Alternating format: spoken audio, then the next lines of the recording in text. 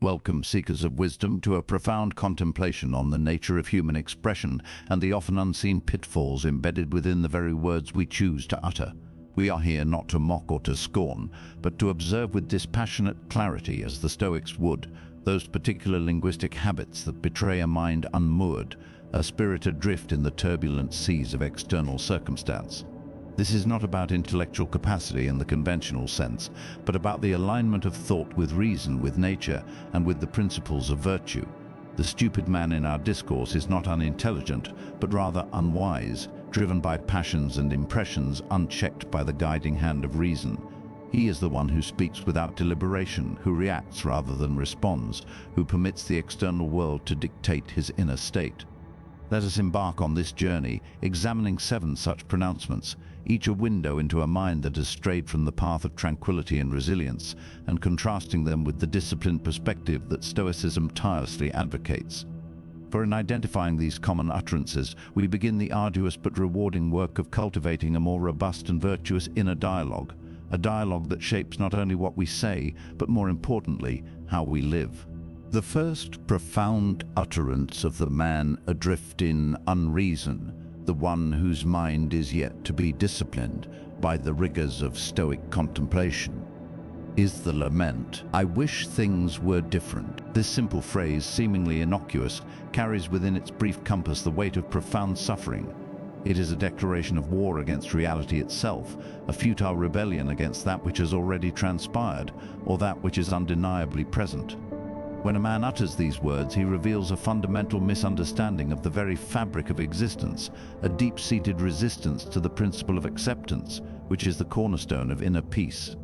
To wish things were different is to deny the present moment, to chafe against the unalterable past, or to conjure a future that may never materialize, all while sacrificing the very real opportunity to engage with what is. Consider the implications of such a statement. When confronted with a setback, a loss, a change of plans, or even an inconvenience, as trivial as a sudden downpour, the unwise man sighs, "I wish things were different." He is not merely expressing disappointment, he is actively rejecting the present, expending precious mental energy on a battle that can never be won. The universe in its indifferent grandeur does not heed wishes, it simply is. Events unfold according to a causal chain, a natural order that operates irrespective of our personal preferences. To wish for an alternate reality is to plunge oneself into a state of perpetual frustration, for reality will always assert its dominance. The wise man, by contrast, observes the same event and asks, given that this is so, what is the rational response? This lament stems from a failure to properly apply the dichotomy of control, one of the most fundamental tenets of Stoic philosophy. As Epictetus so eloquently taught, some things are within our control and some are not. Within our control are our opinions, our impulses, our desires, our aversions, in short, our faculty of choice, our prohairesis. Outside our control are our bodies, our possessions, our reputations, our positions in life, and indeed all external events. When we wish things were different, we are invariably focusing our desire upon something external, something utterly beyond the reach of our direct influence.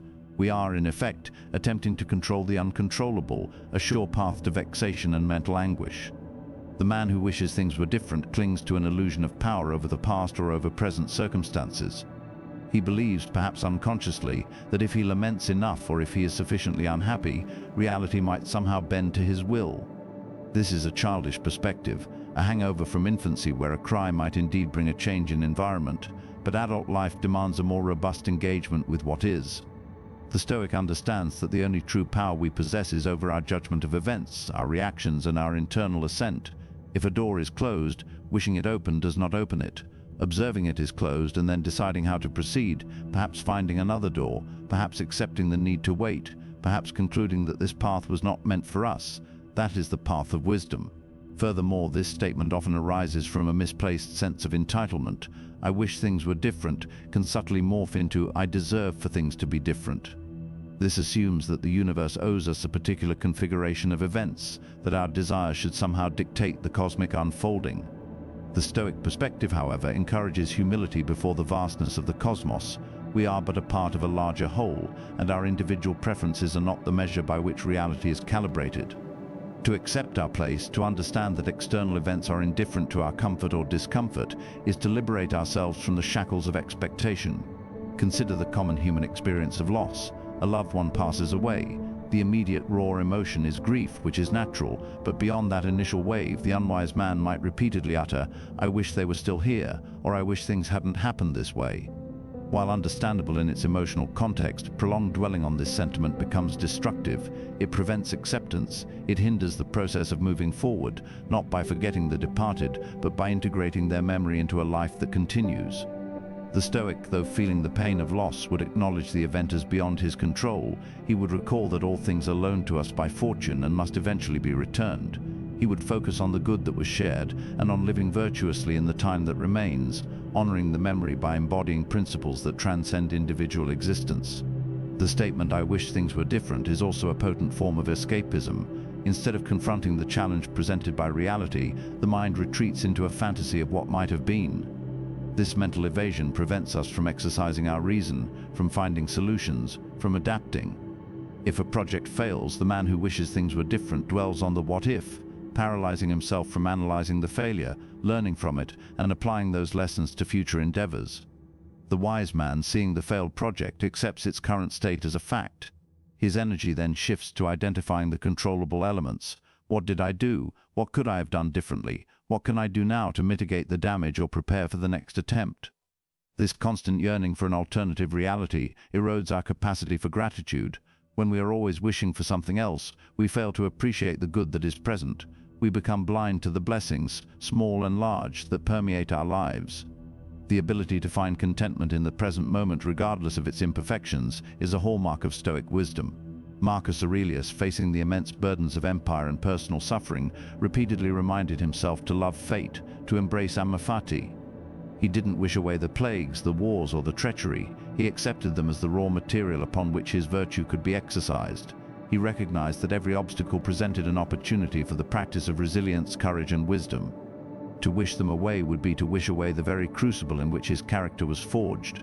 To overcome this destructive linguistic habit and the underlying mindset, one must cultivate a radical acceptance of reality. This does not mean passive resignation or indifference to suffering. It means acknowledging what is, and then directing our energy towards what is within our power to change our perceptions, our judgments, and our actions in response to that reality. When the thought, "I wish things were different," arises, the Stoic pauses. He identifies the external event that is prompting this lament. He then consciously reminds himself, "This is an external. It is not within my control. My only control lies in how I interpret this and how I choose to respond." He practices the art of reframing, viewing the obstacle as an opportunity, the difficulty as a test of character.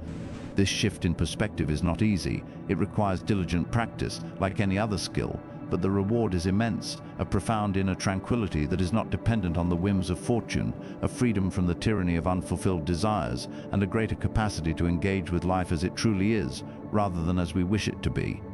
The wise man knows that the only constant in life is change, and that struggling against this fundamental truth is the surest path to sorrow. He greets what comes with a discerning mind, ready to adapt, to learn and to act virtuously, no matter the circumstances. He understands that the universe doesn't owe him a pleasant journey, but rather an opportunity to navigate the journey well, with courage and reason as his compass. The phrase, "I wish things were different," is thus replaced by the silent resolve, "This is what is. How shall I respond with virtue?"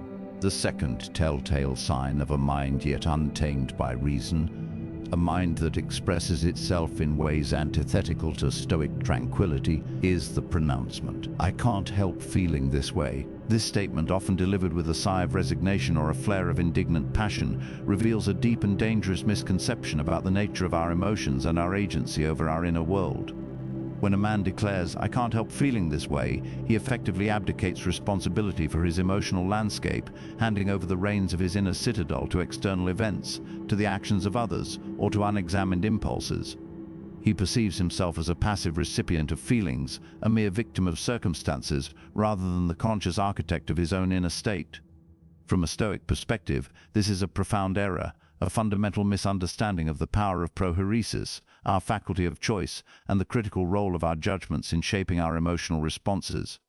Epictetus taught repeatedly that it is not things themselves that disturb us, but our judgments about things.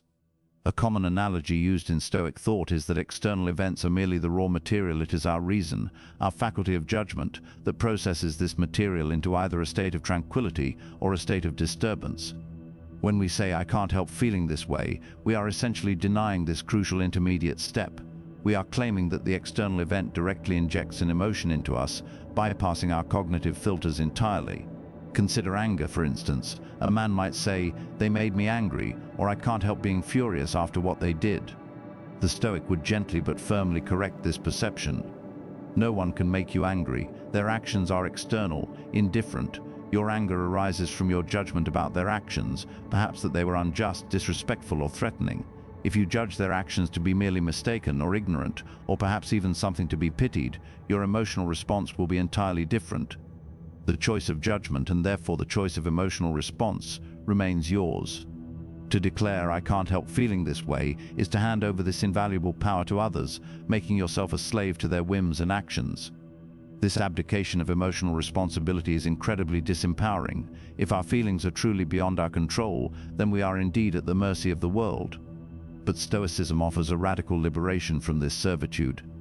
It asserts that while initial involuntary physiological responses like a jump of surprise or a flush of warmth might occur when an impression hits the mind, the subsequent assent to that impression, the dwelling upon it, the judgment that it is good or bad, threatening or appealing, that is where our power lies.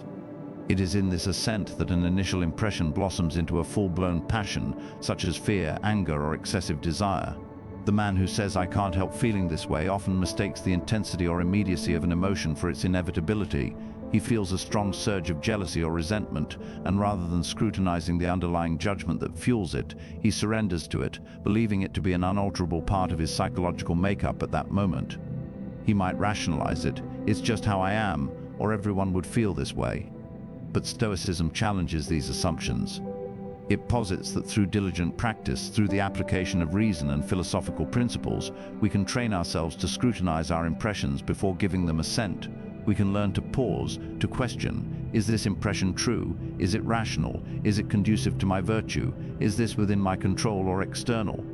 This training is not about suppressing emotions in a harmful way. It is about transforming them. It is about understanding their origin in faulty judgments and then applying reason to correct those judgments. When one sees that an impression is based on an error, for example, that an insult is truly a harm, when in fact it is only a sound that cannot touch our inner integrity, the passion associated with that impression begins to dissipate.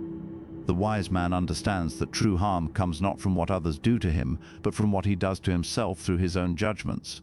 If his inner citadel remains unbreached by his own assent to negative impressions, he remains invulnerable.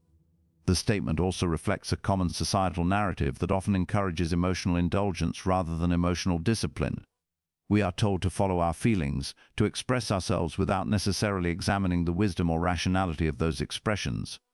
While authenticity is valued, unbridled emotional expression without the guidance of reason can lead to destructive behaviors, strained relationships, and persistent inner turmoil. The Stoic does not advocate for being unfeeling, but for being in control of one's feelings, for allowing reason to be the steward of the soul. Emotions, when untamed, are like wild horses when guided by reason. They become powerful steeds that can carry us toward virtuous action. Consider the anxiety that often accompanies uncertainty. The man who says, "I can't help feeling anxious about the future," is essentially claiming that the unknown inherently produces anxiety. The Stoic would counter that the unknown is simply the unknown. Anxiety arises when we judge the unknown to be threatening, or when we project negative outcomes into it, or when we attach our tranquility to a specific desired future external to our control. By detaching our well-being from the future and focusing on our present duties and judgments, we can dismantle the foundation of that anxiety. We can acknowledge the uncertainty without consenting to the impression that it is necessarily a cause for alarm. We can shift our focus from what if to what is within my power to do now. One pointed Seneca, to overcome the habit of declaring "I can't help feeling this way," one must cultivate constant vigilance over one's impressions. This involves several key practices. 1. Pausing and questioning. When a strong emotion arises, pause. Do not immediately assent. Ask, what is the judgment underlying this emotion? Is it true? Is it rational? Is it within my control? 2. Applying the dichotomy of control. Is the source of this emotion an external event or an internal judgment? If external, remind yourself it is indifferent and cannot truly harm your character. If internal, recognize that you have the power to alter your judgment. 3. Reframing. Actively seek alternative interpretations of events. Can you see the insult as a mistake, the loss as a lesson, the setback as an opportunity for resilience? 4. Premeditation of evils, premeditatio malorum. Mentally rehearse potential difficulties and consider how you would respond with reason and virtue.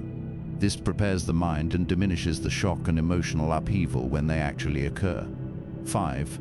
Focus on virtue. Remind yourself that the only true good is virtue, and the only true evil is vice. No external event can compromise your virtue unless you allow it to through faulty judgments. This puts all other concerns into proper perspective. By consistently engaging in these practices, the phrase, "I can't help feeling this way," gradually loses its power. It is replaced by a conscious awareness of one's agency, a recognition that the inner self is a sovereign territory, and that our emotional responses are not dictated by the outside world but are cultivated within. The wise man understands that emotional mastery is not the absence of feeling, but the mastery of feeling through the unwavering application of reason, ensuring that his inner peace remains impervious to the fluctuating currents of external fortune. He knows that true freedom lies not in the absence of challenges, but in the unwavering freedom to choose his response to them. The third characteristic utterance of the man entangled in unreason, a phrase that betrays a profound misunderstanding of the nature of happiness and the conditions for its attainment, is, "I'll be happy when." This statement, usually uttered with a wistful gaze towards some distant future milestone, is a declaration of perpetual postponement. It signifies that the speaker has outsourced his present contentment to future events, conditions, or acquisitions. "I'll be happy when I get that promotion. I'll be happy when I find the right partner. I'll be happy when I pay off my debts. I'll be happy when I go on that vacation."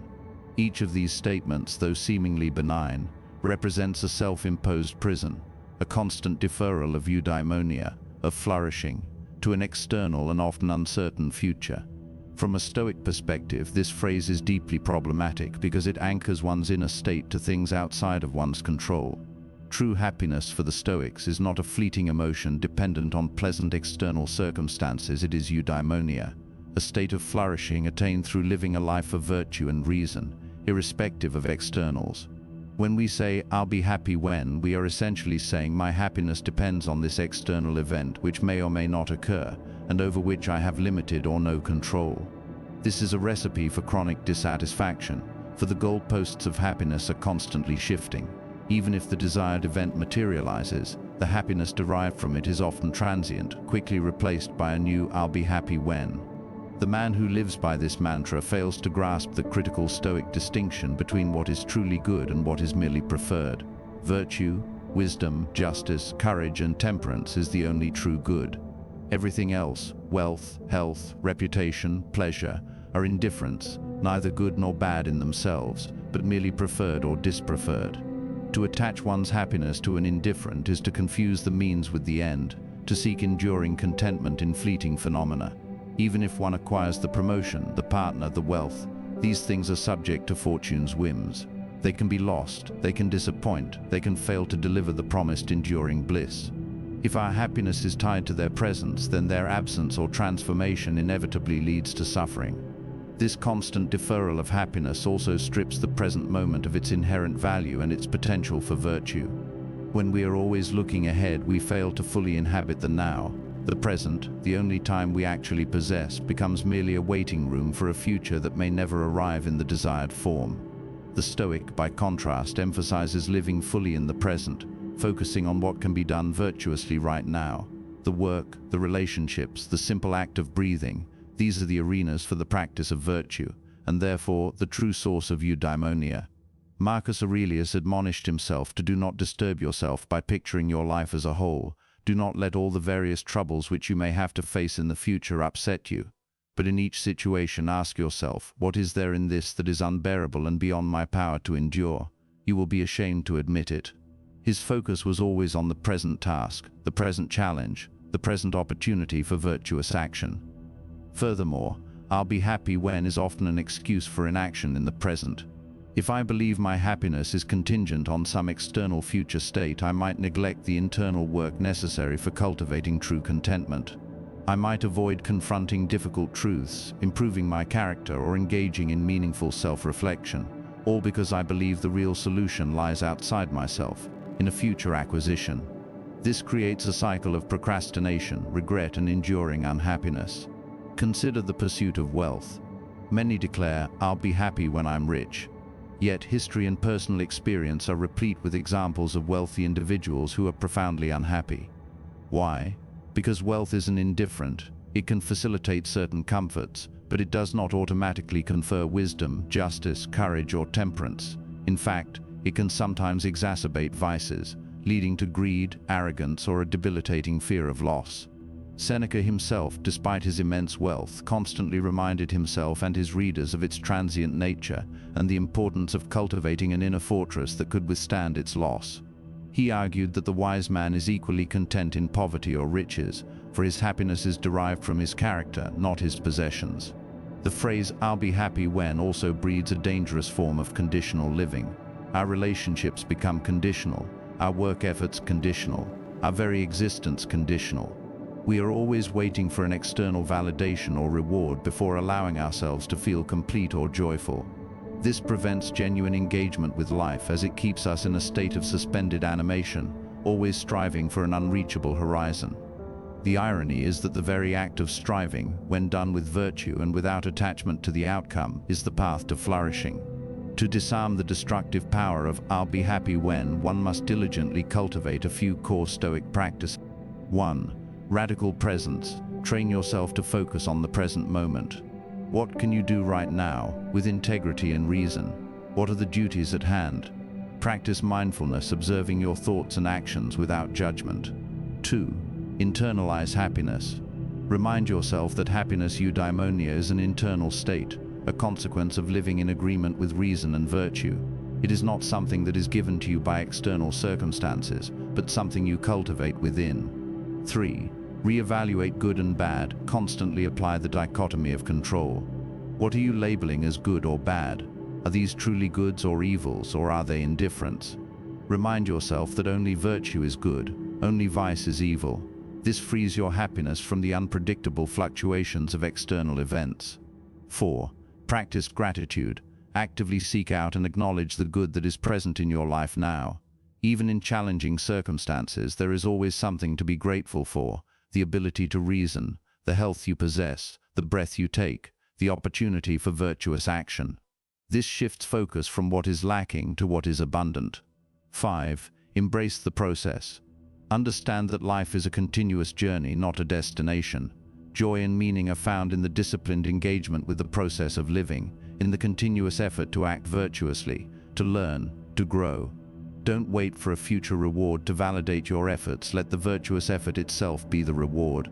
By internalizing these principles, the man who once declared, "I'll be happy when," begins to find contentment in the here and now.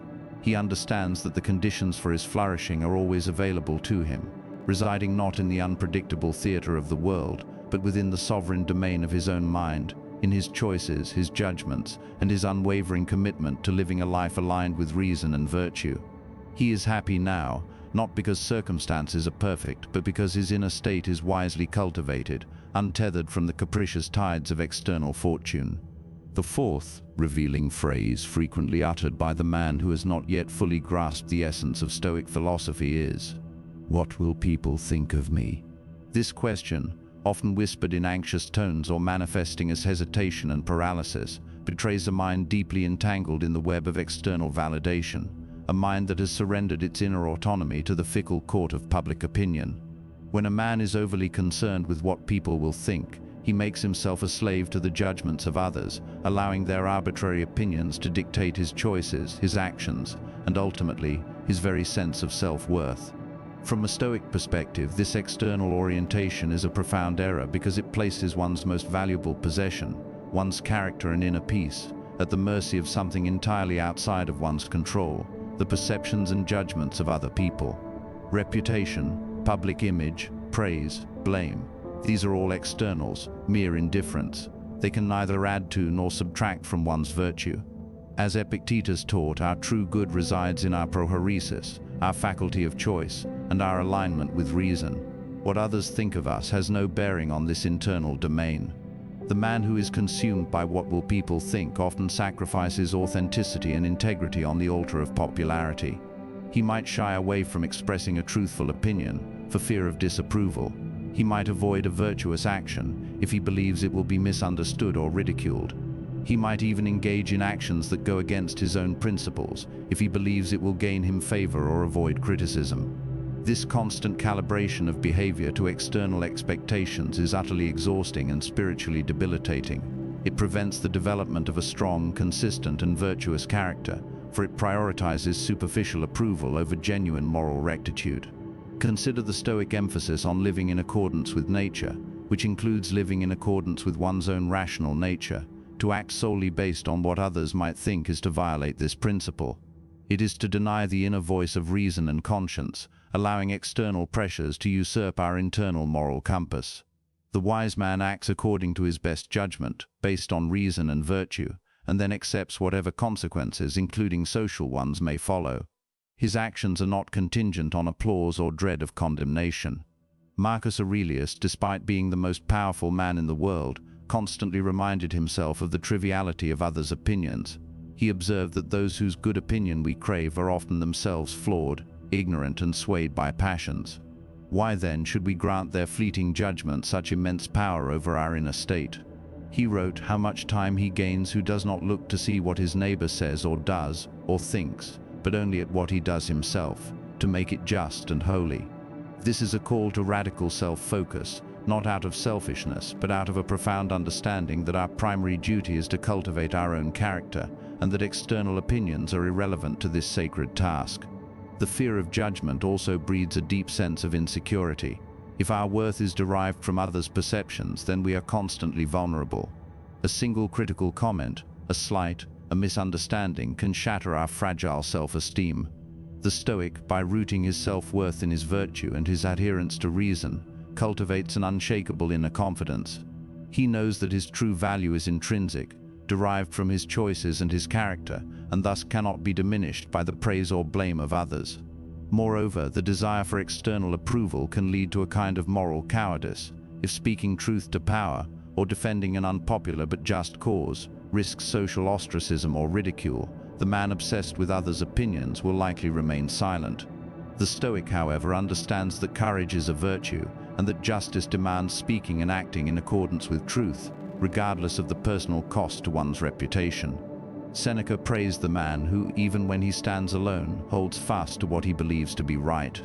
This is the embodiment of true independence, an independence from the tyranny of popular thought. This concern also highlights a fundamental misunderstanding of our place in the cosmos.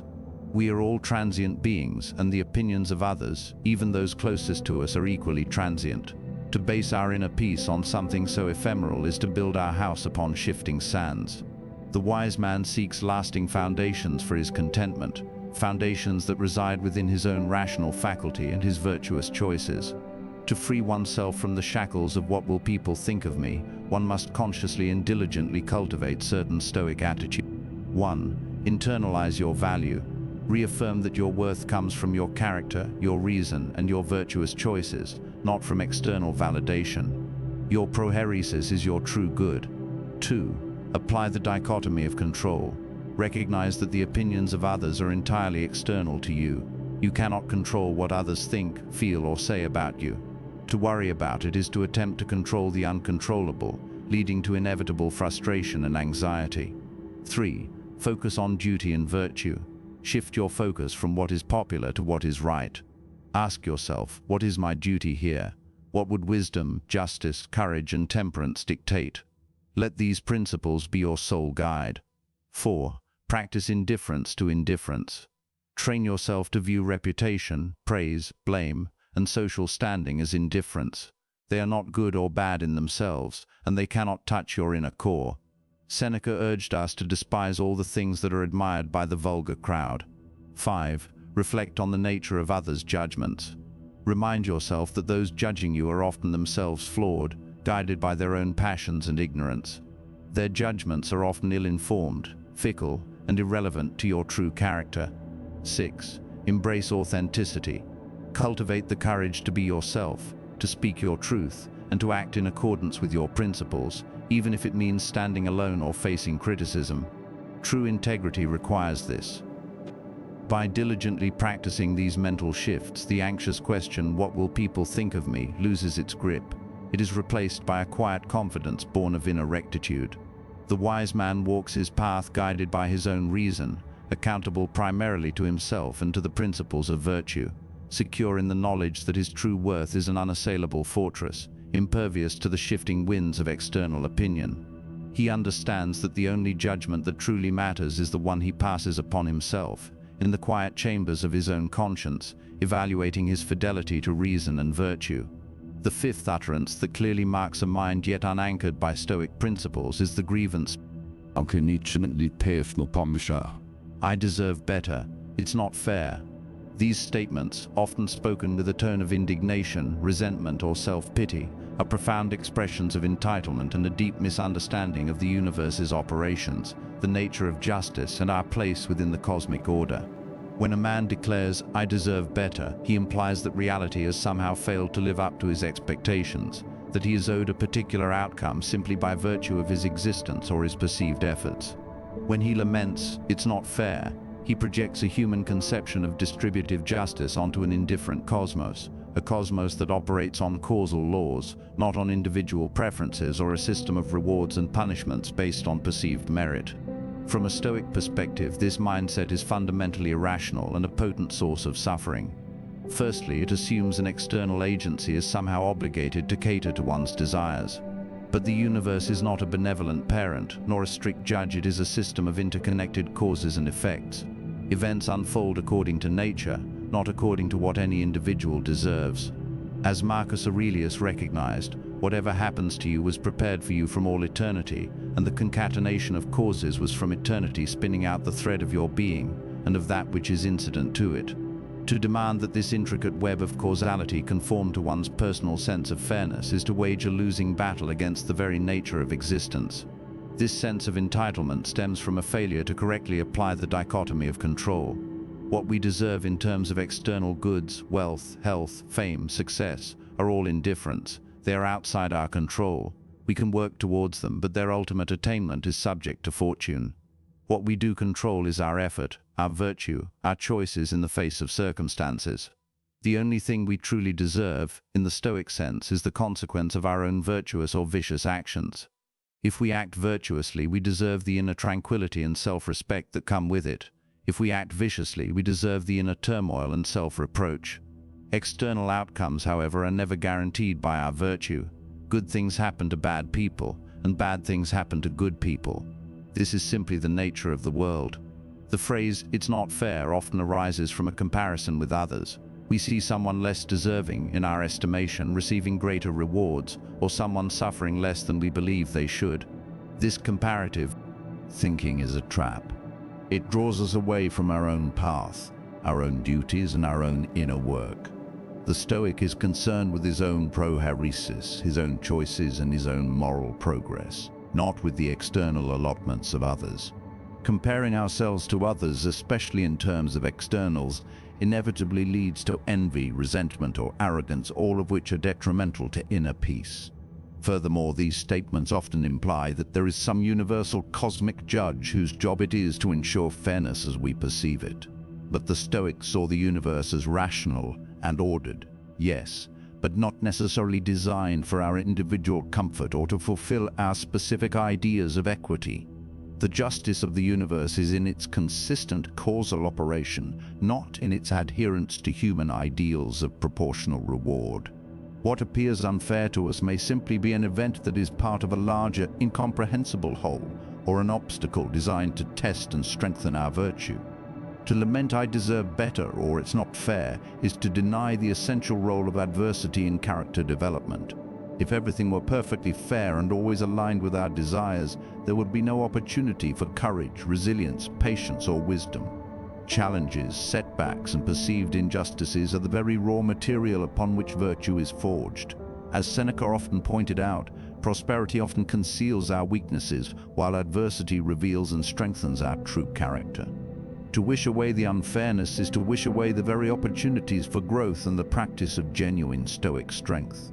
Consider the example of a person who works diligently and yet fails to achieve a desired promotion, while a less industrious colleague succeeds. The man who says, "I deserve better," will descend into bitterness and self-pity. He will blame external forces, the unfairness of the system. The Stoic, however, having applied his best effort and having focused on his own virtuous conduct in his work, would accept the outcome as an external indifferent. He would recognize that the promotion itself is not a true good. His true good lay in his diligent effort and his commitment to excellence, which were within his control. He might then reflect on what, if anything, could be learned from the situation, but he would not permit the external outcome to disturb his inner tranquility. This mindset also overlooks the fundamental principle of amor fati, the love of fate. To love fate is not to passively accept injustice or to cease striving for improvement. It is to embrace everything that happens, not just the pleasant things, as necessary for the whole and as material upon which our virtue can be exercised. If an event is deemed unfair, the Stoic sees it as an opportunity to practice patience, courage, or justice in his response, rather than succumbing to resentment. To break free from the habitual lament of, "I deserve better and it's not fair," one must cultivate resistance. 1. Humility before the cosmos. Understand that the universe owes you nothing. You are a part of a larger whole, and events unfold according to natural law. 2. Radical acceptance of indifference. Distinguish between what is truly good virtue and what is merely preferred externals. Remind yourself that you deserve only the consequences of your own virtuous or vicious choices, not particular external outcomes. 3. Focus on internal effort, not external outcome. Direct your energy towards your own actions, your own character, and your own judgments. These are the only things you truly control and the only true source of your worth. 4. Eliminate comparative thinking. Your journey is your own. Comparing your external circumstances to others is a futile exercise that only breeds discontent. Focus on your own progress in virtue. 5. Reframe adversity as opportunity. View every challenge, every setback, every perceived injustice not as a personal slight, but as an opportunity to practice and strengthen your Stoic virtues, patience, resilience, courage, wisdom. 6. Practice amor fati. Cultivate an attitude of embracing all that comes, not just tolerating it, but recognizing it as necessary for the whole and as raw material for your virtuous response. By adopting these perspectives, the bitter cry of "I deserve better" or "it's not fair" begins to fade. It is replaced by a quiet strength, a profound acceptance, and a steadfast focus on one's own internal development. The wise man understands that true justice is not about external rewards being perfectly aligned with perceived merit, but about acting justly and rationally in every circumstance, regardless of the external outcome. He knows that his true treasure lies not in what the world gives him, but in how he chooses to live, how he chooses to respond, and how steadfastly he adheres to the principles of reason and virtue, irrespective of the fairness of his fortune. The sixth significant utterance that marks a mind yet untutored in the paths of wisdom and open inquiry is the assertive declaration, "I know everything, that's just how it is."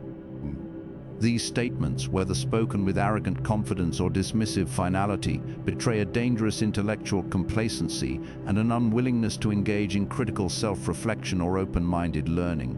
When a man declares, "I know everything," or shuts down discussion with a resolute, "That's just how it is," he seals himself off from the possibility of growth, improvement, and a deeper understanding of himself and the world. He presents himself as a finished product rather than a continuous work in progress, which is antithetical to the very spirit of philosophical inquiry. From a Stoic standpoint, this intellectual arrogance is a profound barrier to wisdom. Wisdom, or Sophia, is not merely the accumulation of facts, but the deep understanding of what is good, what is bad, and what is indifferent, and the ability to apply this understanding to live virtuously. This pursuit of wisdom is a lifelong endeavor, a continuous process of learning, unlearning, and refining one's judgments. To claim omniscience, even implicitly, is to halt this vital process. The man who says, "I know everything," often suffers from what the Stoics would call a mistaken impression about his own knowledge. He may have a collection of facts or hold firmly to certain opinions, but he lacks the deeper critical faculty to question those facts, to examine the premises of his opinions, or to consider alternative perspectives. He confuses information with understanding and certainty with truth. The wise man, by contrast, embodies epistemic humility. He acknowledges the vastness of what he does not know and approaches every new impression and every new piece of information with a cautious and discerning mind. Socrates, often considered a proto-Stoic figure, famously declared that his only wisdom was knowing that he knew nothing. This recognition of ignorance is the very starting point of true learning. The phrase, "that's just how it is equally problematic. While it can sometimes denote a healthy acceptance of an external reality, as we discussed with "I wish things were different" when used dismissively, it becomes a justification for intellectual stagnation and an unwillingness to investigate. It can be a rationalization for prejudice, for resisting change, or for refusing to consider ethical implications. It signifies a closed mind, one that has ceased to examine the underlying reasons or potential alternatives. This rigidity is antithetical to the Stoic virtue of wisdom, which requires flexibility of mind, a constant re-evaluation of impressions, and a willingness to adapt one's understanding based on new evidence or deeper reflection.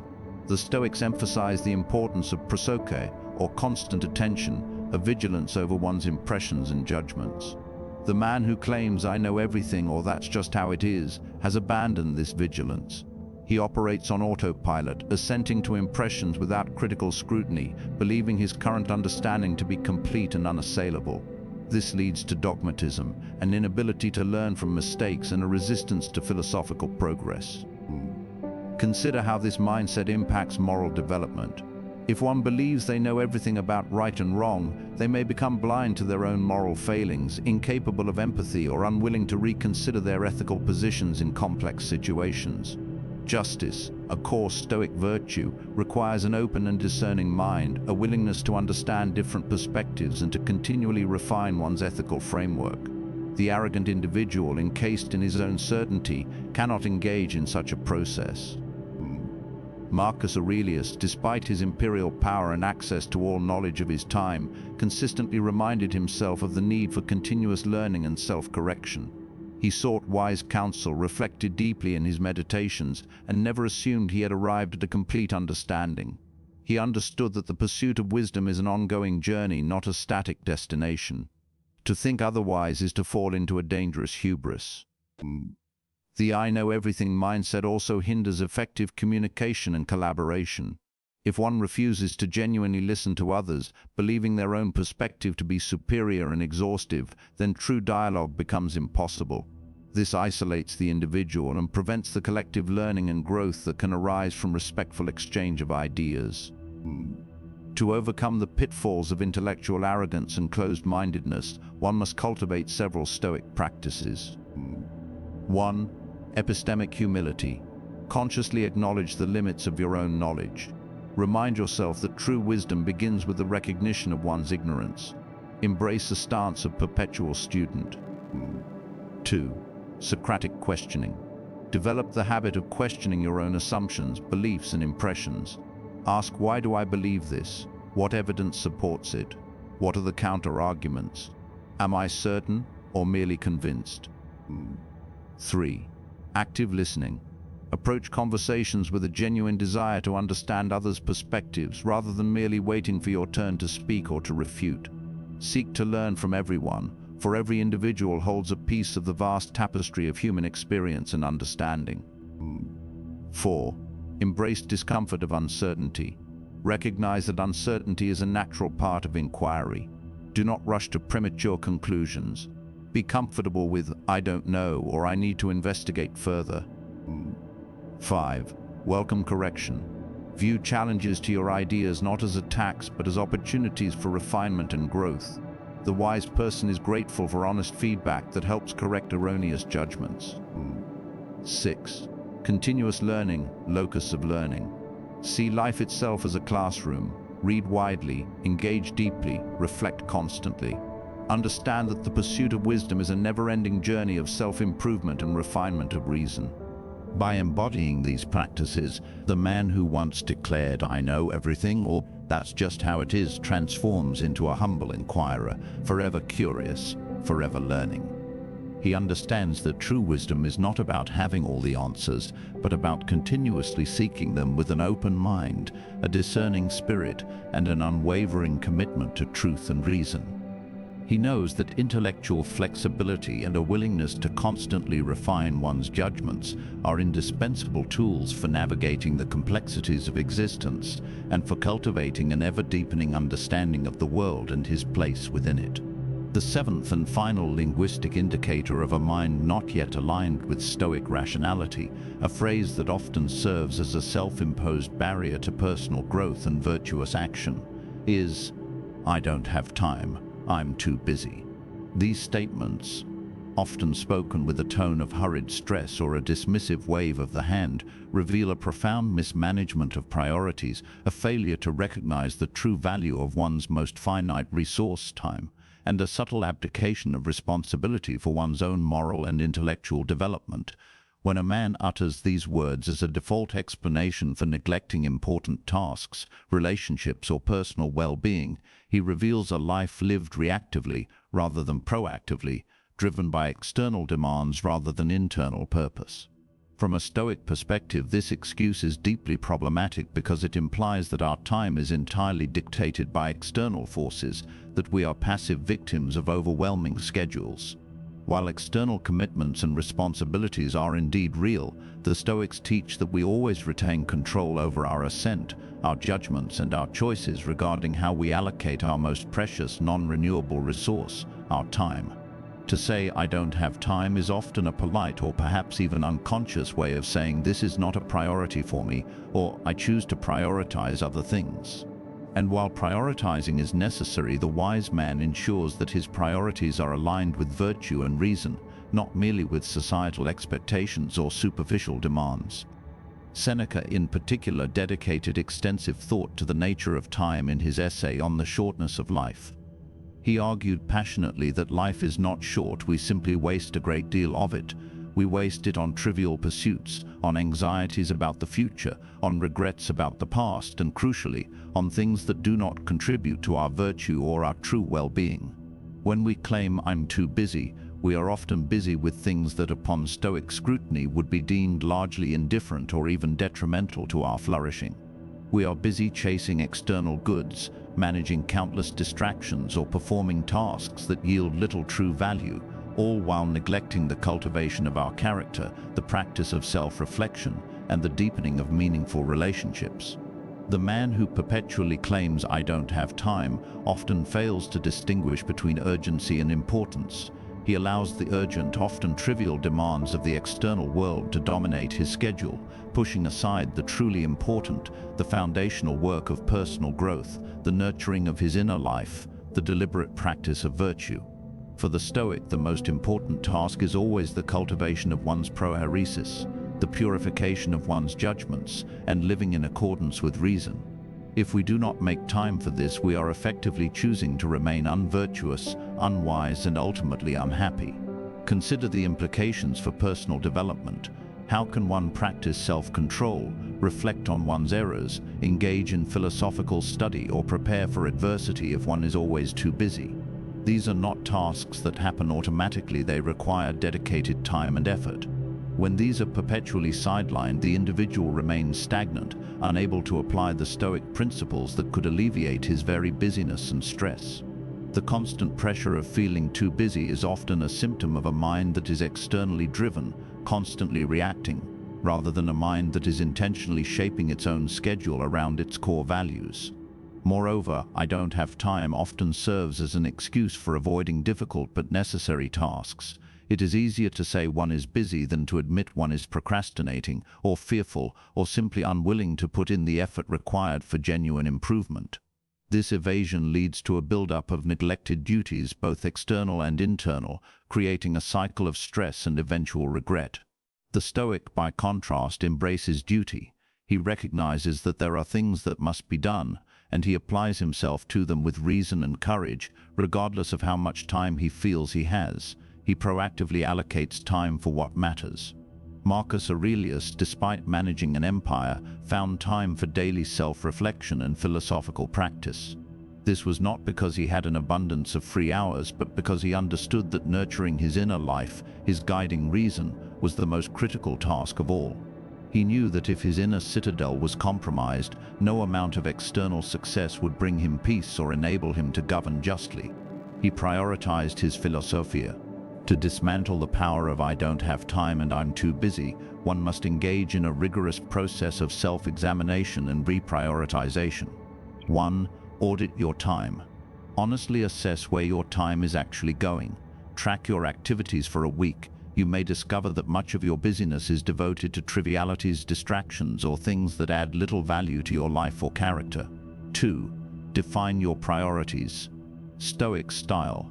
Clearly identify what truly matters according to Stoic principles. This includes cultivating virtue, examining your judgments, practicing self-control, and living in accordance with reason. Everything else is secondary or indifferent. 3. Proactive scheduling. Instead of reacting to demands, proactively schedule time for what is truly important. This includes time for reflection, reading, exercise, meaningful relationships, and duties that align with your values.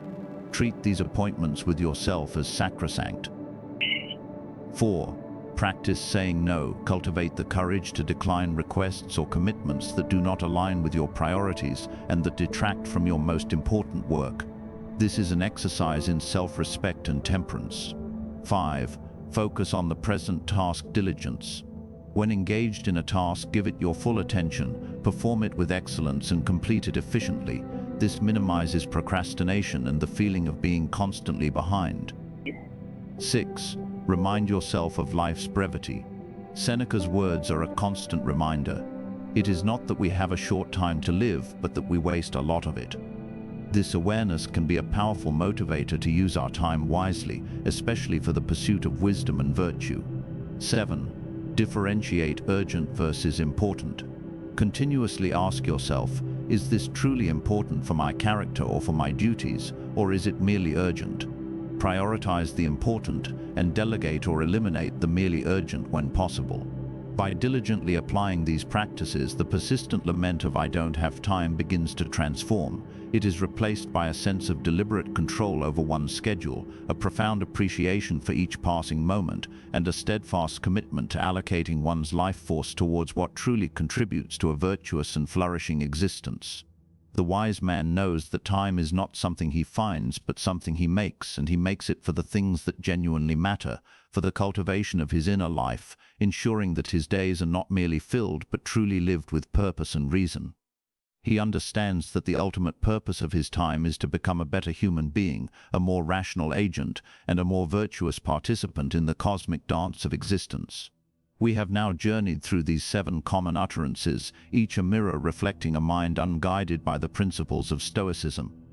Each phrase, "I wish things were different," "I can't help feeling this way," "I'll be happy when Diane," "What will people think of me," "I deserve better," "That's just how it is," and "I don't have time, I'm too busy," represents not just a habit of speech, but a deeper habit of thought, a particular way of perceiving and interacting with the world that inevitably leads to suffering, frustration, and a diminished capacity for flourishing.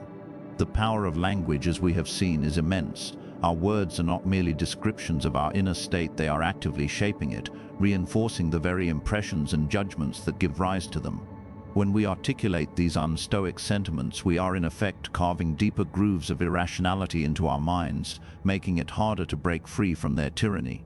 The Stoic endeavor, therefore, involves not only a vigilant scrutiny of our thoughts, but also a conscious refinement of our speech. For disciplined language is a manifestation of a disciplined mind, and a disciplined mind is the foundation of virtue and tranquility.